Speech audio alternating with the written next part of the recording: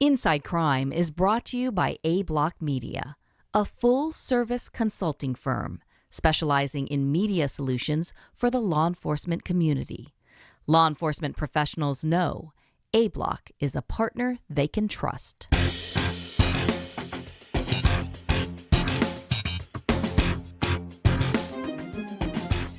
I'm Angeline Hartman.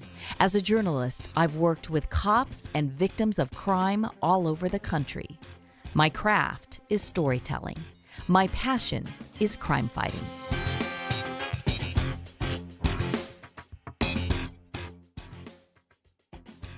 Hi, everyone. Welcome to Inside Crime. When we began this season about this little boy in the woods, I had no idea where it would take us. All I knew was that February 26th was upon us again, the anniversary of the day he was discovered in DeKalb County, Georgia. And I couldn't believe that this case was still unsolved after 20 long years. As we try to generate attention for the case with this podcast, I'm communicating with investigators daily, passing along tips and all of your questions and suggestions. There have been some good leads, but out of all the calls so far, there's one that really struck me.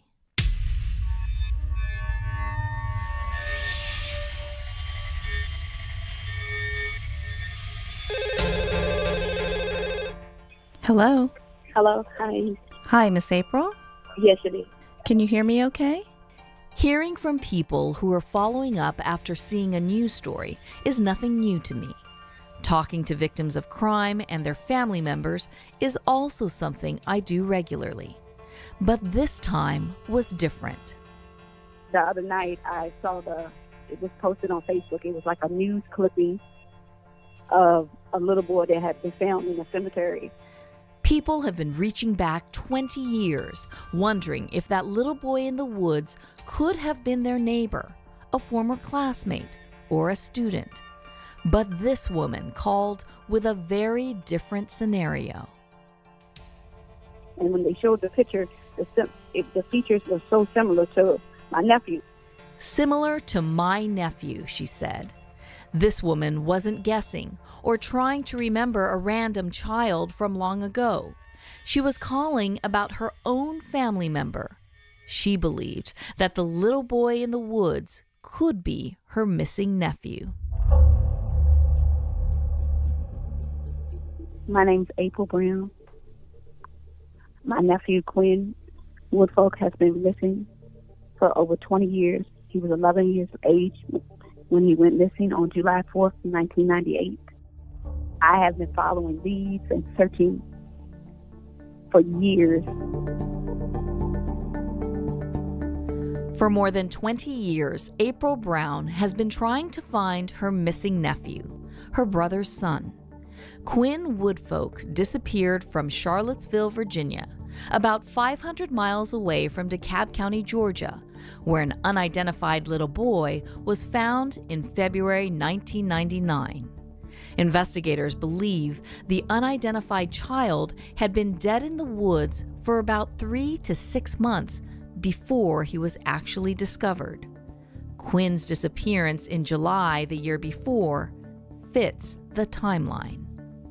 When I was looking at it and I seen the picture, the features, the eyes, the nose, the mouth, it just took me straight back to that picture that I had of him. And I was like, oh my God. I was like, this may be the break I've been waiting for. April immediately contacted the Aware Foundation of Virginia, a nonprofit organization that works with families on missing and unsolved cases. I shot him the picture and he was like, wow, like the resemblance. Like I was, he was like, wow. So I was like, what do I do? So he was like, he knew you, so he would reach out to you. So he did that. And then the next day I sent you a message. I also left a message with the detective that was handling the case, which I haven't heard anything back yet. When April called me, she said she knew that Quinn's age didn't quite match up with the age range of the child in the woods. According to a forensic anthropologist, the unidentified boy was between 5 to 7 years old and might be as young as 4 or as old as 8 or even 9 years old. Quinn Woodfolk was 11 when he disappeared.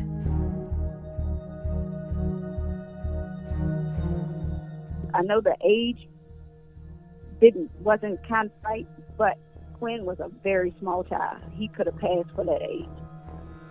He wasn't tall. It wasn't big. He was a small child. I don't want to get my hopes up. I really don't. But like I said, with the features and the time framing and stuff, I think it could possibly be him. My family needs closure. It's been a long time. I could hear the pain in April's voice. I just met her, but I could tell she was trying so hard to be strong.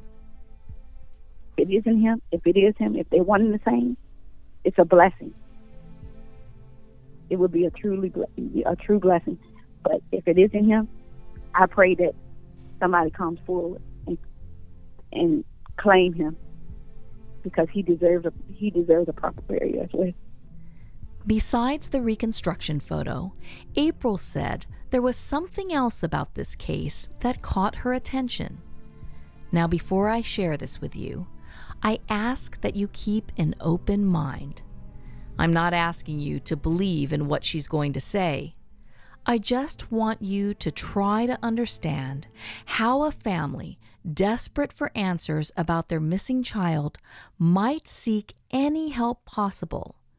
April says her brother traveled to New York, hoping a psychic could help find Quinn. She's an older lady. She did it on TV, and she did seminars, and she would do readings for people. Yeah. And he traveled to New York, and he went to one of them, and that's when she said that she actually told him that he was still alive. This was years ago. A little bit after, he had went missing, and that he was being tortured. That's why it shocked me when I seen that too, because she stated that he was somewhere between the New York and Georgia line. So when I seen that in the Georgia news, it just it was just like a radar went off, almost like it was a blessing. So I was like, oh my God, it's just the break that that I've been waiting for.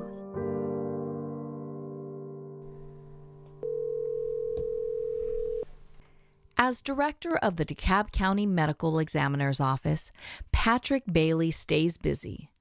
So I'm very grateful that he takes my calls at random hours of the day, even on weekends, even at home. Hello. Hello. Yes. Good morning. Okay, I hear Good morning. Good morning. I hear a TV. Director Bailey has been busy following up on many leads that have come in over the last few weeks. If you'll remember, there was one tip that he was especially excited about. It came in to the National Center for Missing and Exploited Children early on. A woman called after seeing the new reconstruction image of the unidentified little boy and said there was a child in her second grade class who simply stopped showing up to school. Sometimes you ask questions and sometimes you don't. You just presume he might have gone to another school. But the fact that she saw the image and it reminded her of her classmate, she thought to call in because she says, oh my God, what if that was him? So she did as we would love people to do, which is call in and at least provide information. If it turns out not to be him, so be it. But I love the fact that she saw it. It dawned on her that she no longer saw a classmate that resembled him and called in. And she took action. Yeah. Yes. She got involved. Yes. We made contact with Gwinnett County Schools and the actual school itself. And we had a member of the staff that made it out to the elementary school itself, had a chance to look through yearbooks, confirmed that the child actually attended school. As I recall, a member of Gwinnett County School Board indicated that they had actually seen the story. So it intrigued them as well. So they were able to move forward with providing us with as much documentation on the child being in that school and his subsequent release and transfer. And we were able to follow that trail. So she was correct. She was correct. There was a classmate she had in this school, and then she didn't see him again. Right? Correct. He's currently living in Canada. Okay. We were able to trace through a lot of his stuff and found out he moved to Calhoun, Georgia, went to college, no doubt. He had a short stint in the NFL and moved to Canada. Now he's currently, as I understand it, participating in professional sports. Wow.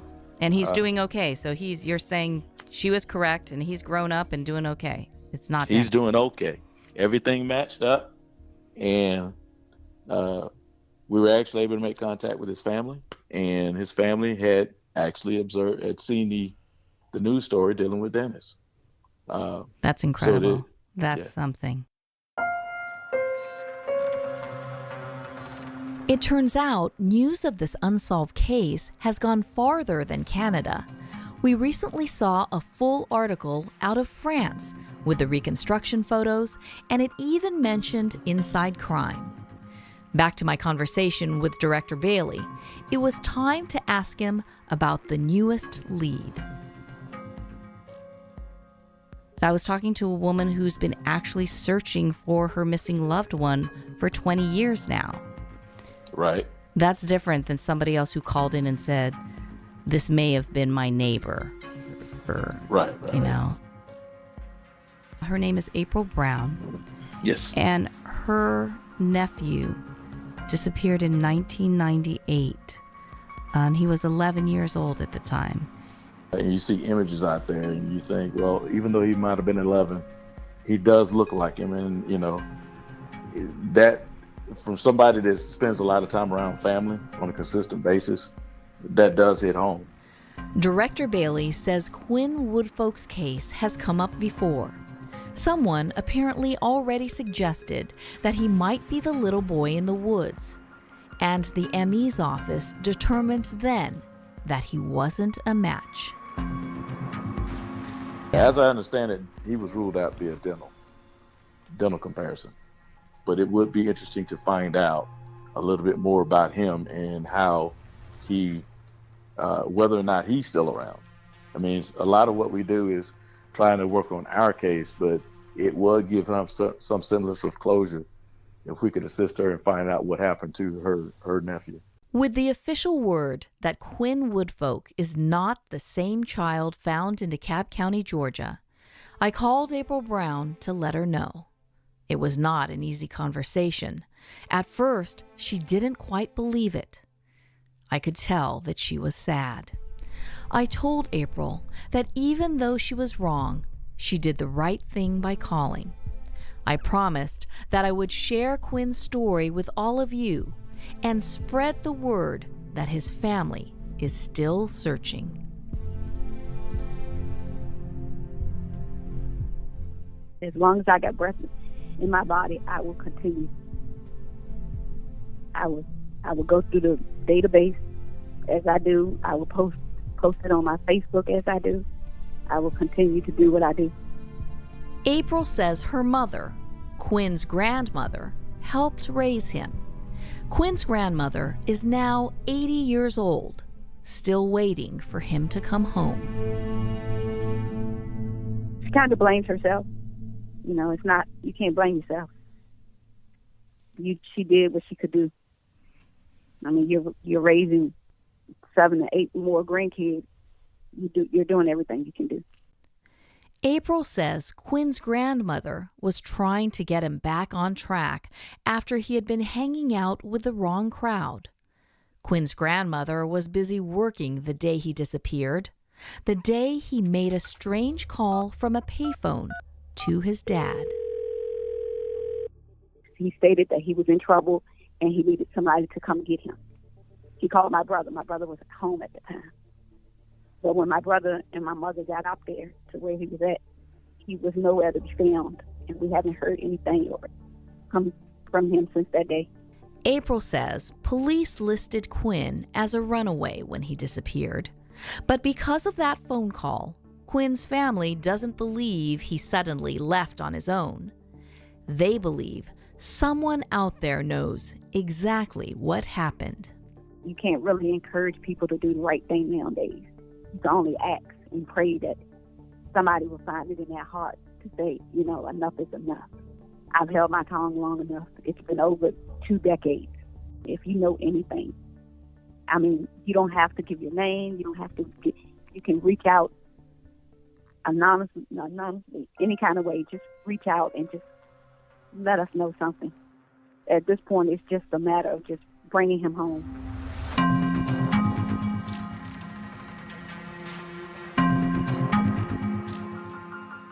It's just a lot of unanswered questions that we probably would never have the answers to.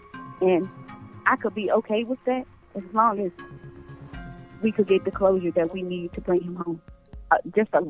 Somewhere where he can go and talk to him, where we can go put flowers and let him know we love you, we miss you, and we ain't never stop looking for you.